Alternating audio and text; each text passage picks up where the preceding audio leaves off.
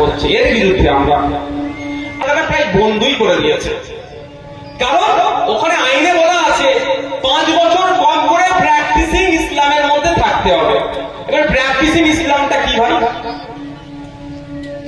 ডেফিনেশনটা কি, সংজ্ঞাটা কি, যে এইটা হচ্ছে প্র্যাকটিসিং ইসলাম। 1 মাস রোজা রাখতে হবে, 5 ওয়াক্ত নামাজ পড়তে হবে, দাঁড়িয়ে রাখতে হবে, কতটা কি করতে হবে, হ্যান করতে হবে, ত্যান করতে হবে, সেটা কিন্তু মোদি কিছু বলে দেয়নি। আর ইসলামের মধ্যে প্র্যাকটিসিং নন প্র্যাকটিসিং ইসলামও কিছু নাই। মুসলমান আর মুসলমানকে সম্পূর্ণরূপে মুসলমান হতে হবে, তাই। কিন্তু মোদি কেন বলেছে এটা ওটা গেরাকল, নতুন করে আর ওয়াকফ করতে দেবে না। এবার আমরা এখানে বলি, আপনাদের এখানকার ইমাম সাহেবের কথা বলি, সবার কথা বাদ দিয়ে দিই। কাজে কামে যায়, এটা একাত্ত আর কারত্ব নামাজ কাজা হয়ে যেতে পারে, কাজা পড়তেই হবে অবশ্যই। ইমাম সাহেব তো কতক্ষণ নামাজ পড়ে, তো ইমাম সাহেব 5 বছর পরে ইমামতি করে গিয়ে বোর্ডকে বলছে, অফিসারকে বলছে যে আমি ওয়াকফ করবো, সম্পত্তি ওয়াকফ করবো।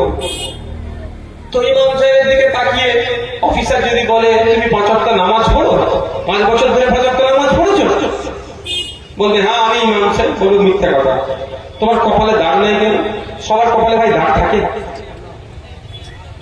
দাগ আছে, অনেক 5 ওয়াক্ত নামাজ আছে, দাগ নেই, আর অনেকে 5 ওয়াক্ত নামাজ পড়ে দাগ আছে। তোমার কপালে দাগ নেই কেন? তুমি চলে যাও। বা ওনার কপালে যদি দাগ থাকে বলবে এই বছরে 29টা রোজা হয়েছে, তুমি তো 25টা রোজা রেখেছে, 4টে ছেড়ে দিয়েছো, তুমি ঠিকঠাক মুসলমান না, চলো কেটে পড়ো। এবার উনি 25টা রোজা রেখেছেন না 29টা রোজা রেখেছেন, কেউ প্রমাণ করাতে পারবে আল্লাহ ছাড়া?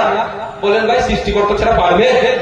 তো এইরকম ভাবে ফাঁক ফোকর রেখে দিয়েছে যাতে আগামী দিনে আপনি যখনই ওয়াকফ করতে যাবেন সেই রাস্তাটা বন্ধ করে দিচ্ছে।